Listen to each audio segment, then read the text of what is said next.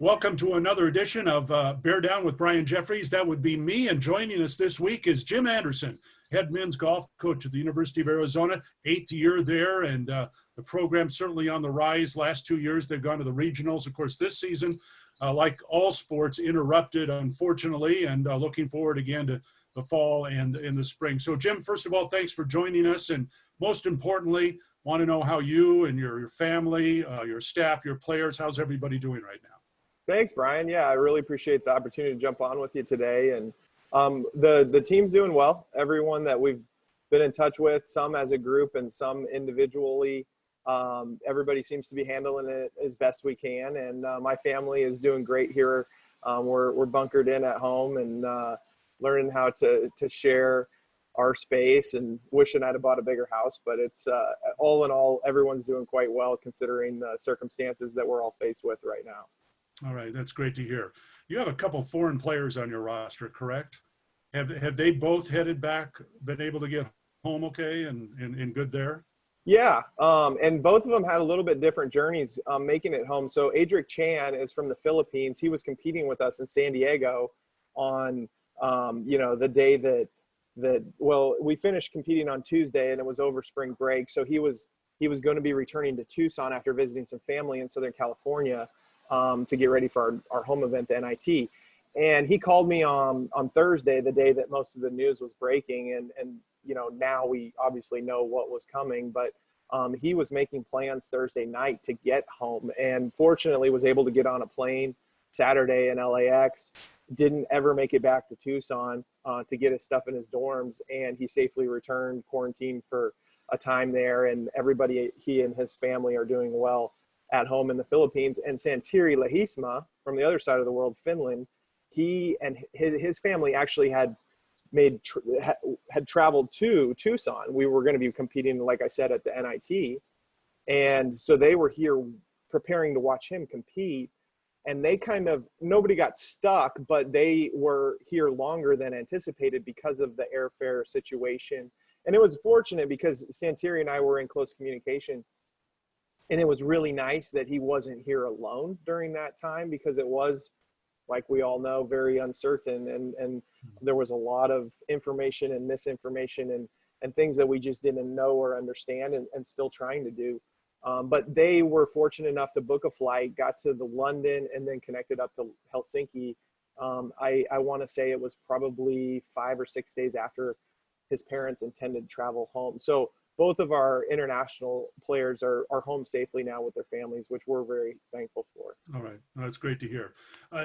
Golf is unique in all of this because many courses, the majority here in Arizona are open and people are taking advantage of that. Have your players, and I know they're not all from Arizona, but have your players been able to keep on playing here during this downtime?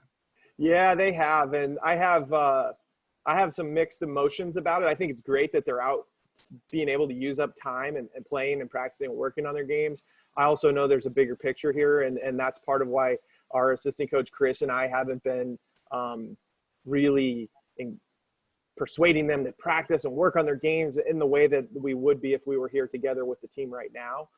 But I think golf is we're very fortunate that the sport lends itself to using up a fair bit of time, and it is outside. And most of the golf courses, at least speaking for Arizona, are still open. So they're finding their way to get out and work on their games. And as a coach, I'm certainly happy that that's something that they can do. And I hope that they're able to get the balance that they need. I think most of them really look forward to getting out to the course at this time, just because it is, like I said, a great place that you can use up half of your day quickly and do something you enjoy doing. Well, how about you? Have you hit the links at all? I should, but I haven't. I shouldn't say that. I played one time. Coach Candrea and I actually went out and played, and I shared an afternoon with him and had a great time. But I have no excuse not to work on my game right now. I just haven't. And maybe when my yard gets to where I really want it to be, that's when I'll start going to play some golf. We'll see though. There you go. All right. Good plan. Hey, recruiting has changed through all of this for all the sports. You mentioned you have international players, you recruit internationally. Has it changed much for you now in the current recruiting process when you can't get on a plane and go visit, you can't bring a prospective athlete to campus? Sure. I think, and that's something that Chris and I are constantly talking about too, is just what to anticipate and how to be positioned to be, to take advantage of the circumstances that we're all facing.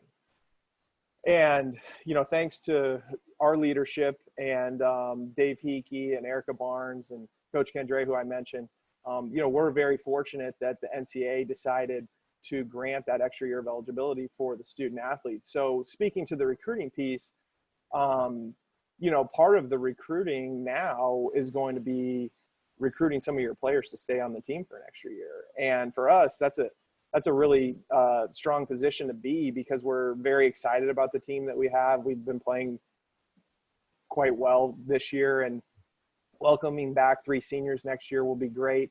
But on the other hand too, the junior class, the sophomore class, and the freshman class, they'll have an opportunity to come back. And,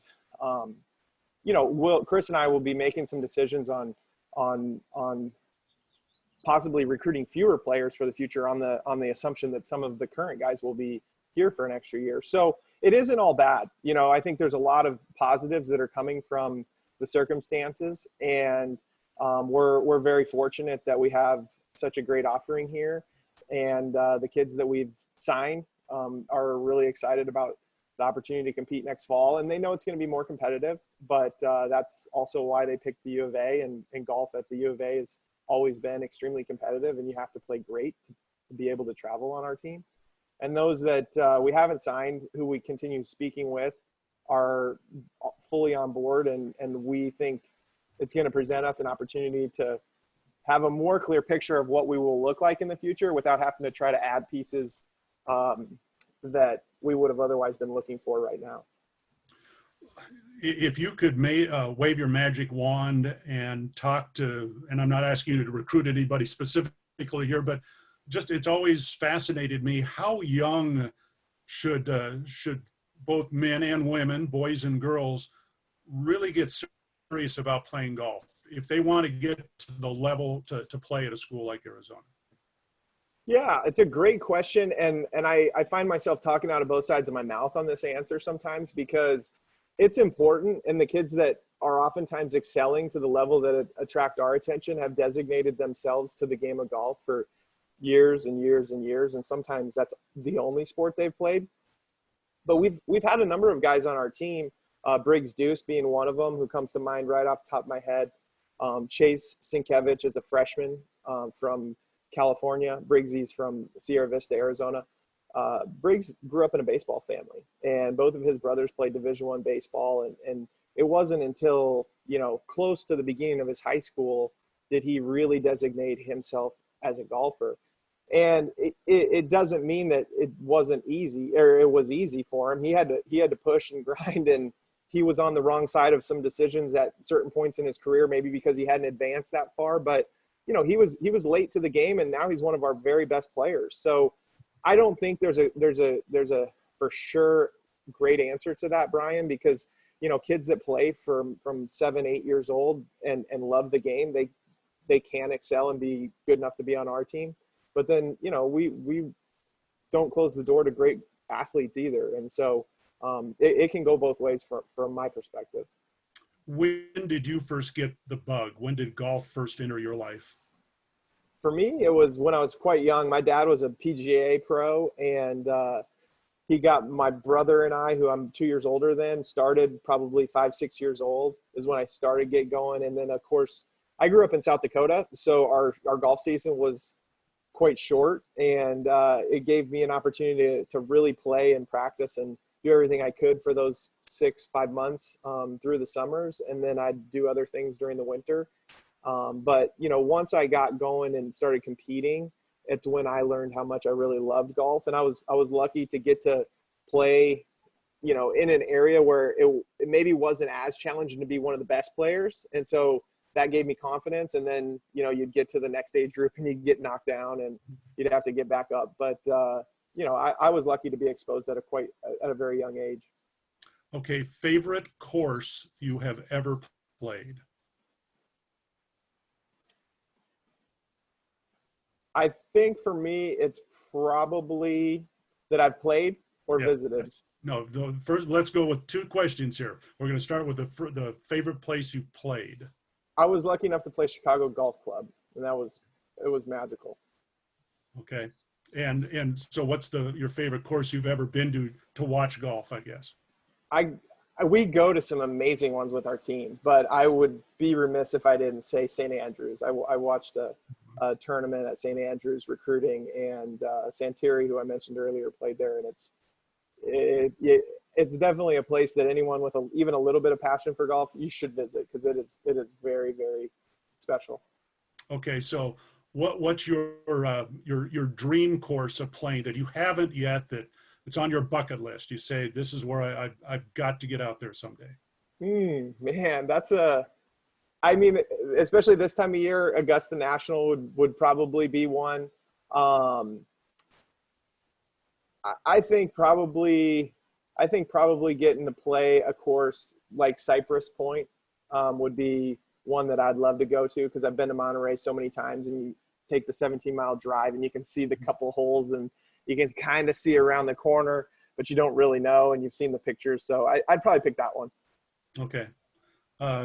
Last summer, my wife and I went over to Monterey. We didn't play golf, but we wandered the beach, maybe looking for some stray golf balls. They never arrived. So, but yeah, it's gorgeous scenery. It really is. Yeah, it's something else. Did you have a pro golfer that you idolized growing up at all, or more than one? Yeah, I did. And I was a little bit fair weather, because growing up in South Dakota, it was hard to have like one team, and it was easy to kind of pick up on who was playing well. I mean, just watching, I saw a couple of highlights from Augusta this weekend, and I remember really liking Freddie Couples when I was quite young. Maybe because he was boom boom, or just his calm demeanor. But he was definitely someone I admired when I was growing up.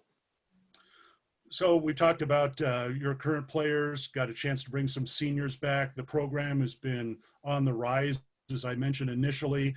What's the next goal for the Arizona men's golf program? Well, we want to get back out and compete. And, obviously we have some bigger picture things that have to be sorted out. And obviously everyone's safety is most important right now.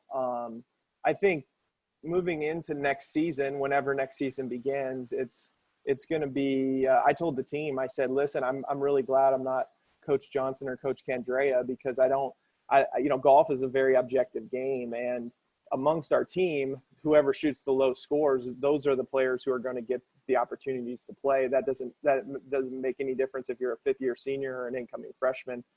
And, the nucleus of players that we have coming back they're very focused. And for us, we want to be at the national championship. And with it being scheduled to be up at Greyhawk for the next 2 years and possibly still 3, which is in Scottsdale, we think that provides an unbelievable venue and a great opportunity for our team when we qualify to be there, that, we can win the national championship. And that's our goal. Great goal to have. Hey, what do you mentioned your yard? What are you doing around the house in your spare time now? Well, because of the amount of travel that I typically do, I'm the kind of yard work guy that does once a year projects. So when I do get in the yard, it's normally 2 8-hour days of just cutting everything I can out of the trees and out of the cactus and doing that stuff. But now that we're in the situation we are, I've had a few weekends at home, and so I'm just doing everything I can to try to delay having to do this even longer. So I tell people all the time my yard's an A+ right now, but it's normally I don't know if it's below a D, but it doesn't look as good like most of the time. Now, I would envision a putting green or something. Any golf related activities? You know what's funny is we have this little kind of section in the backyard where my daughter, I have an 8-year-old daughter, Jolie, who's become quite fond of golf, and we've got her in the First Tee program here in Tucson. And I was cutting up a Palo Verde and trying to rake some of the stuff up, and I even offered that idea to her yesterday. I don't know that we will do it, but I probably should look at some sort of golf opportunity in the backyard for the girls as they get a little bit older. Well, that brings us back to what we were talking about earlier about starting young. Did your 8-year-old, was that kind of her? I mean, did you encourage that, or when did the spark? When did you see, and she comes to dad and say, hey, I like this. Yeah, and I think it's because I'm a coach and recruiter that I see all different types of relationships with parents and kids. And I'm very sensitive to not pushing her to do things if it's not something she wants to do. And I think for me, and it's funny because I mentioned Jolie, I have a 2.5-year-old. Her name's Gabrielle. We call her Ellie. But we did a group or a Zoom session with the whole team. And it was Chris now and our assistant coach's birthday last Thursday. So we kind of did a little behind the scenes group chat, what have you. And we got everybody on, and I told Chris that we needed to talk to Adric because at 6:00, because Adric was just waking up and it was like, he has to tell us something, it was all our ploy. And so long story short, we had a great chat with the team, and a few of the staff jumped on too. And we hung up, and Ellie's like, I want the boys to come to my house because we'll have the team over for dinner every once in a while. And I think to answer the question, my daughter Jolie and hopefully Ellie likes playing golf, partially because they see what I do, but also they see what our guys do, and they see them play, and they come out and watch them play at the Arizona Intercollegiate or the NIT or just a practice, and that sparks their interest probably more than anything I say or tell them to do.